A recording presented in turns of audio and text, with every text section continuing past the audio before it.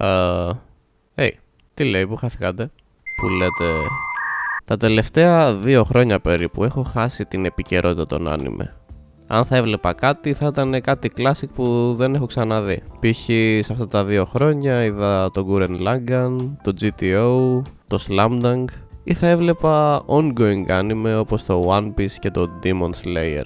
Και γεννήθηκε μέσα μου μια αφόρητη ανάγκη να δω κάτι καινούριο και να δω τι anime βλέπετε φέτος. Οπότε ναι, είδα τα Crunchyroll Awards. Και ό,τι ήταν υποψήφιο για Anime of the Year είπα θα το δω. Ξέρω mainstream τρόπος να δεις τι είναι relevant ή τουλάχιστον τι ήταν relevant πριν 1 χρόνο με 6 μήνες. Αλλά whatever, ήθελα να πιάσω το vibe των πρόσφατων anime. Είδα και τα 6 αυτά anime που λέτε ολόκληρα, εκτός από ένα θα δείτε παρακάτω, και θα τα κατατάξω σε αυτό εδώ το tier list. Οπότε ναι, για να δούμε, έχει φέρει κάτι φρέσκο ο Τζαπανιάρης να δούμε?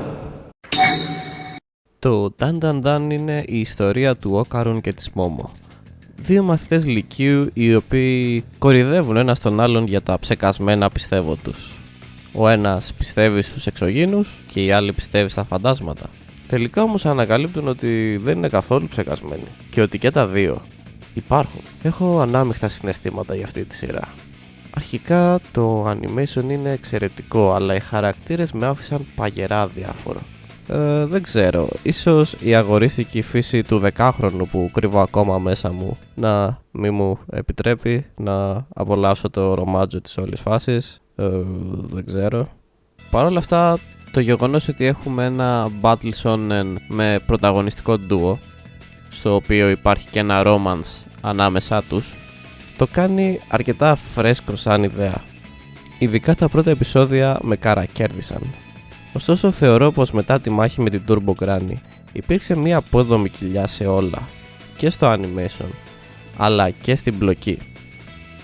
Η προσέγγιση του Monster of the Week που ακολουθεί η σειρά είναι κάτι που προσωπικά είτε το αγαπώ είτε το βαριέμαι θανάσιμα, και για να δουλέψει πρέπει είτε οι πρωταγωνιστές ή το στυλ των ανταγωνιστών να σου κάνει κλικ. Σίγουρα αναγνωρίζω ότι υπάρχει ένα πολύ τίμιο στυλ στους ανταγωνιστές, αλλά δεν μπορώ να πω ότι με κερδίσανε. Με μια τρανταχτή εξαίρεση. Όσον αφορά τους πρωταγωνιστές, μέχρι ενός σημείου με ενδιέφερε περισσότερο το ρομάτζο και η σχέση μεταξύ των 2 πρωταγωνιστών, παρά η δράση. Και αυτό ήταν κάτι το οποίο μπορώ να πω ότι με πέταξε εκτός της σειράς σε μεγάλα κομμάτια της. Δηλαδή, κόβεται πολύ απότομα το romance από το εκάστοτε battle από ένα σημείο και μετά. Και αυτό έχει αποτέλεσμα πολλά fights να μου φανούν πολύ αδιάφορα. Και το romance δεν με πιάνει ούτως ή άλλως, όπως καταλαβαίνετε. Οπότε από τη μέση και μετά ήταν ένα μεγάλο letdown η σειρά για εμένα. Οπότε ναι, αν σας αρέσει ένα συνδυασμός rom-com με battle shonen και είστε fan και των 2 ειδών, τότε το Dan Dan Dan είναι μια πολύ ιδιαίτερη και φρέσκια πρόταση. Δεν είναι όμως απόλυτα και στα γούστα μου, οπότε θα πάρει ένα B-tier. Σημείωση ότι από τη στιγμή που γράφεται αυτό το κείμενο, είμαστε περίπου μια εβδομάδα απόσταση από τη δεύτερη σεζόν του Dan Dan Dan. Οπότε δεν ξέρω, ίσως του δώσω και ακόμα μια ευκαιρία. I don't know, θα δούμε. Αυτό που μου άρεσε ιδιαίτερα στο Delicious in Dungeon είναι η απλότητά του ως σειρά. Από το πρώτο και όλας μισό του πρώτου επεισοδίου, ο θεατής έχει ήδη καταλάβει τα βασικά. Χαρακτήρες, setting, βασικός στόχος της ιστορίας. Και χωρίς περίττες καθυστερήσεις, η πλοκή προχωρά βουρ στην κάθοδο στο dungeon, βάζοντάς μας κατευθείαν στο ψητό. Και τι ψητό! Η σειρά έχει έναν ευχάριστο feel good τόνο. Είναι μια ανάλαφρη περιπέτεια που καταφέρνει να διατηρήσει χαλαρή ατμόσφαιρα, χωρίς να της λείπουν και οι λίγο πιο σκοτεινές στιγμές ή μικρές συναισθηματικές αναδρομές στο παρελθόν κάποιων χαρακτήρων. Δεν πρόκειται για βαθύ ή βαρύ δράμα, αλλά για λίγα έξυπνα layers of sympathy που βοηθούν στο να δεθείς λίγο παραπάνω με την ομάδα, να καταλάβεις τα κίνητρα των πρωταγωνιστών και γιατί βρίσκεται εκεί ο καθένας. Εκτίμησα ιδιαίτερα τη δομή και το ρυθμό της αφήγησης. Είναι χαλαρός, ευχάριστος και παρακολουθείται άνετα, ενώ παράλληλα εξερευνά με δημιουργικούς τρόπους τον fantasy κόσμο στον οποίο διαδραματίζεται. Το πιο έξυπνο στοιχείο είναι η σύνδεση του fantasy με τη μαγειρική. Κάθε τέρας που συναντούμε έχει τα δικά του ξεχωριστά χαρακτηριστικά. Και όχι μόνο αξιοποιούνται στη μάχη, λύνοντας το puzzle για να νικηθεί το κάθε τέρας, αλλά και μετατρέπονται σε μαγειρικές πρώτες ύλες. Αυτός ο συνδυασμός προσφέρει διασκεδαστικό world building και πληροφορίες για τον κόσμο, παρουσιάζοντάς τα με φυσικό και απλό τρόπο. Η ιστορία είναι απλή. Ένας από τους πρωταγωνιστές μας, ο Λάιος, έχει χάσει όλη του την προηγούμενη ομάδα από έναν Red Dragon στη στροφή γέα. Μ' αγαπάς? Και τώρα, μαζί με το νέο του κρου, επιστρέφει στο dungeon με σκοπό να τον αντιμετωπίσει και να σώσει την αδελφή του. Ο στόχος είναι σαφής και η διαδρομή γεμάτη δημιουργικά εμπόδια και φυσικά πολλά τέρατα για μαγείρεμα. Αν αναζητάτε μια χαλαρή ευχάριστη σειρά με ελαφριά Dungeons and Dragons στοιχεία που δεν απαιτεί πολλά από τον θεατή, αλλά δίνει πίσω αρκετή διασκέδαση και μια αίσθηση πληρότητα στο τέλος, τότε το Delicious in Dungeon αξίζει σίγουρα τον χρόνο σας. Εγώ προσωπικά θα παρακολουθήσω με ενθουσιασμό και την επόμενη σεζόν. A-Tier.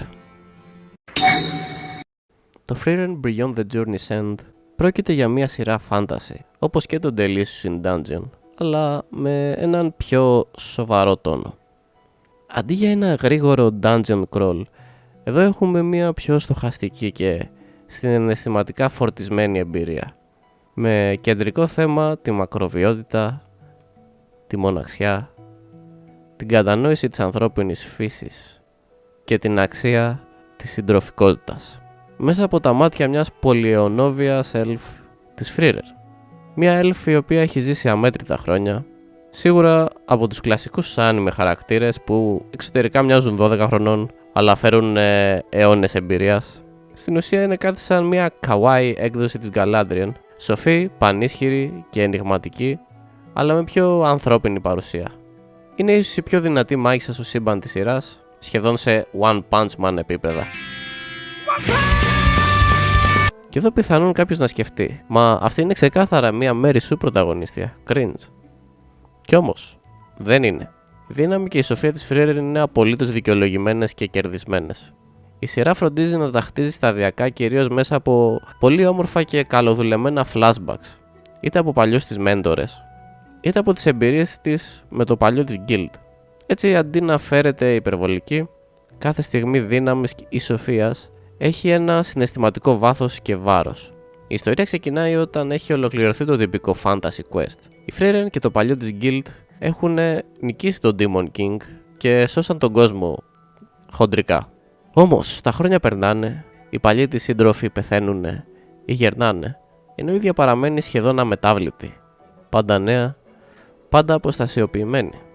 Πραγματική περιπέτεια αρχίζει μέσα από τους νέους της συντρόφους, τους οποίους γνωρίζει σταδιακά με αφορμή τους παλιούς. Ξαναέρχεται σε επαφή με την ανθρώπινη της φύση, να ξανανιώσει τι σημαίνει σύνδεση, γενναιότητα και τιμή, ώστε να τα μεταλαμπαδεύσει και στους καινούριους της συντρόφους. Το Frieren είναι ένα πολύ όμορφο άνιμε. Εξαιρετική δράση, εντυπωσιακά set pieces, αλλά και με μια υπόγεια συγκίνηση που σε κερδίζει σταδιακά. A-Tier, μ' άρεσε πάρα πολύ. Το Kaiju No. 8 είναι σαν εκείνο το σφινάκι που σου προσφέρουν στο μπαρ στις 3 τραξιμερώματα όταν έχεις ήδη ρίξει πάνω 50 ευρώ σε αυτό το μαγαζί. Μικρό, δυνατό και ακριβώς ό,τι χρειάζεσαι. Μια σειρά 12 επεισοδίων με εκπληκτικό animation και θεαματικές μάχες. Οπτικοακουστικά είναι σκέτη απόλαυση, με τρομερό ρυθμό, καθαρό σχέδιο και δυναμικά fights που σε κρατάνε κολλημένο στην οθόνη σου. Η ιστορία διδραματίζεται σε έναν κόσμο που τα Kaiju αποτελούν μια συνεχή απειλή και καταστρέφουν πόλεις. Για να τους αντιμετωπίσει η ανθρωπότητα υπάρχει μια εξειδικευμένη ομάδα, η Defense Force, εξοπλισμένη με ειδικές στολές που προσφέρουν υπεράνθρωπη ενίσχυση στις φυσικές ικανότητες αλλά και στα όπλα του χρήστη ανάλογα με τις σωματικές του δυνατότητες. Ο πρωταγωνιστής μας, ο Κάφκα Χίμπινο, που αποτελεί φόρο τιμή στο Φραντς Κάφκα, εργάζεται σε μια υπηρεσία καθαρισμού των απομειναριών των μαχών με τα Kaiju. Κυριολεκτικά καθαρίζει το χάος που αφήνουν πίσω τους. Μαζί με τον αρχάριο συνάδελφό του, αποφασίζει να κυνηγήσει το όνειρό του και να ενταχθεί στην Defense Force, παρότι είναι αρκετά μεγάλο σε ηλικία και θεωρείται ξεπερασμένος. Όμως, τα πράγματα παίρνουν απρόσμενη τροπή όταν ο Κάφκα μεταμορφώνεται σε Kaiju, ένα πανίσχυρο ανθρωπόμορφο τέρας. Εδώ ξεκινάει το πραγματικά ενδιαφέρον κομμάτι.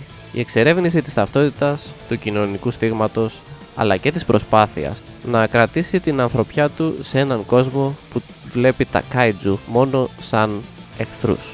Το κόνσεπτ παραπέμπει ξεκάθαρα στο Μεταμόρφωσης του Franz Kafka, όπου εκεί ο πρωταγωνιστής μεταμορφώνεται σε καυτσαρίδα και βιώνει την απόρριψη.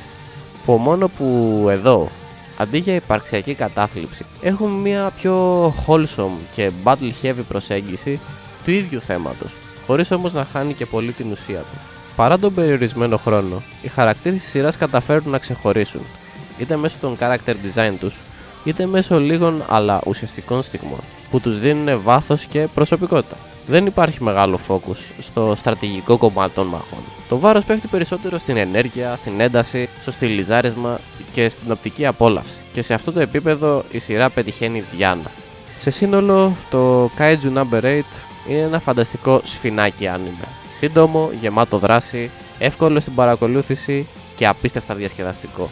Ανοίγει την όρεξη για πολύ περισσότερα, με βάση το lore που έχει ήδη ξεδιπλώσει σε αυτή τη σεζόν. S-tier. Το καλύτερο άνιμε που είδα φέτος μακράν. Το solo leveling για εμένα ήταν από τις μεγαλύτερες απογοητεύσεις, ειδικά σε σχέση με το θόρυβο και το hype που το περιέβαλε στα social media.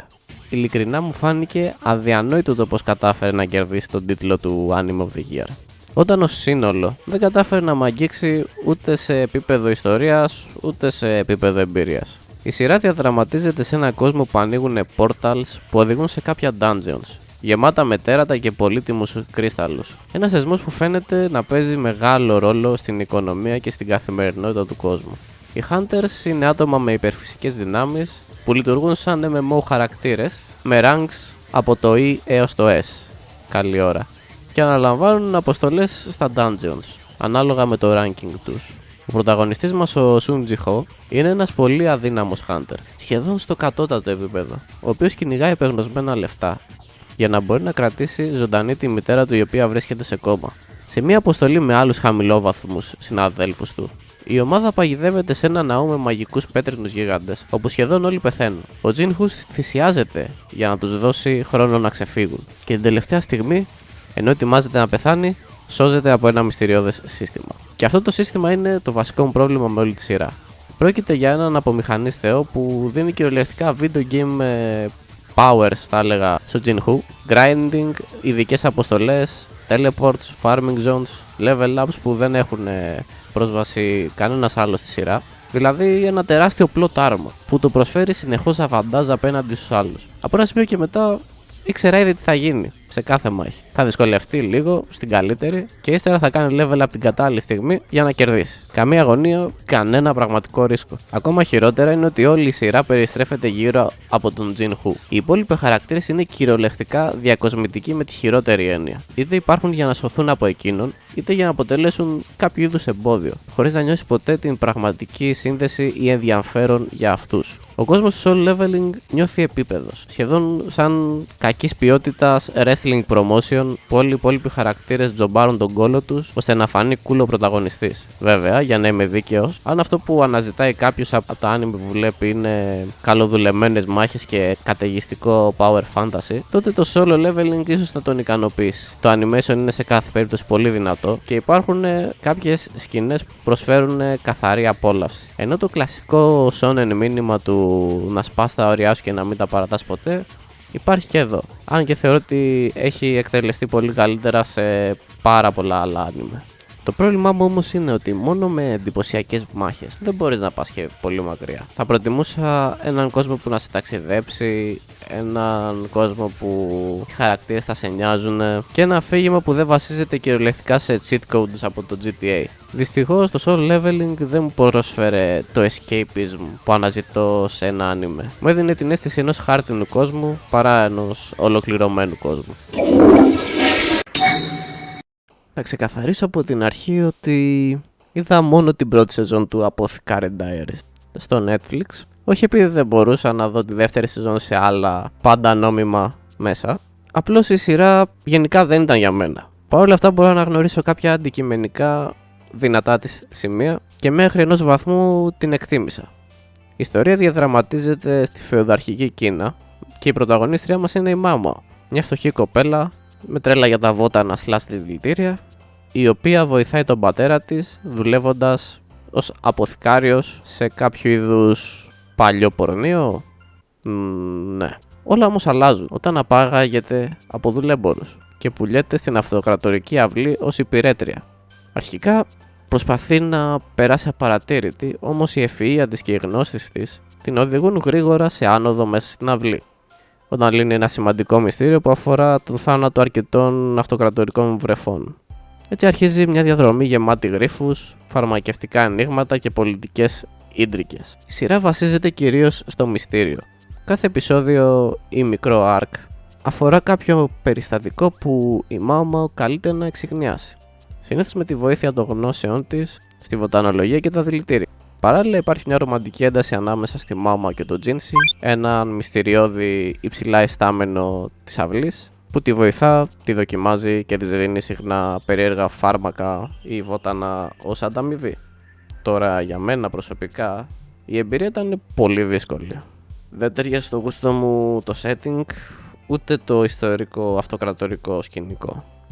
Παρά το έξυπνο στήσιμο των μυστηρίων και την ανδιαφυσβήτητη ποιότητα στη δομή, τα περισσότερα επεισόδια δεν κατάφεραν να κρατήσουν το ενδιαφέρον μου. Οι χαρακτήρες δεν με τράβηξαν συναισθηματικά, ούτε καν η Μάο. Ναι, είναι ευφιέστατη, αλλά προσωπικά δεν τη βρίσκα χαρισματική. Δεν με μαγνήτιζε ώστε να θέλω να τη δω σαν χαρακτήρας. Όσο εντυπωσιακές και αν ήταν οι ικανότητες της. Παρ' όλα αυτά, μπορώ εύκολα να καταλάβω γιατί κάποιος που αγαπά το είδος του μυστηρίου να λατρέψει αυτή τη σειρά. Θέλω να πω, δεν έχω ιδιαίτερη τριβή με το είδος, αλλά εκτίμησα την ποιότητα των στοιχείων μυστηρίου που υπήρχαν. Απλώς δεν ήταν αρκετά από μόνα τους για να με κρατήσουν. Για να το θέσω απλά, το Apothecary Diaries δεν ήταν για μένα, αλλά αναγνωρίζω ότι είναι ένα αξιόλογο άνιμε του είδους του. Και για να είμαι ειλικρινής, το βρήκα καλύτερο από το Solo Leveling. Έστω κι αν το πρώτο με άφησε κατά κάποιο τρόπο αδιάφορο, το δεύτερο ήταν μια overrated απογοήτευση. Και μόνο αυτό είναι αρκετό για να το βάλω πάνω από το Solo Leveling. Οπότε ναι, δεν καταστράφηκε ο κόσμος, ακόμα βγαίνουν καλά άνιμε. Απλά το ίντερνετ ίσως έχει αυξήσει την τάση του να κάνει καραμίδ σειρές overrated. Ευχαριστώ που είδες μέχρι το τέλος. Πείτε μου κάτω άμα σας άρεσε η tier list φάση μας εδώ πέρα και να προσέχετε. Bye.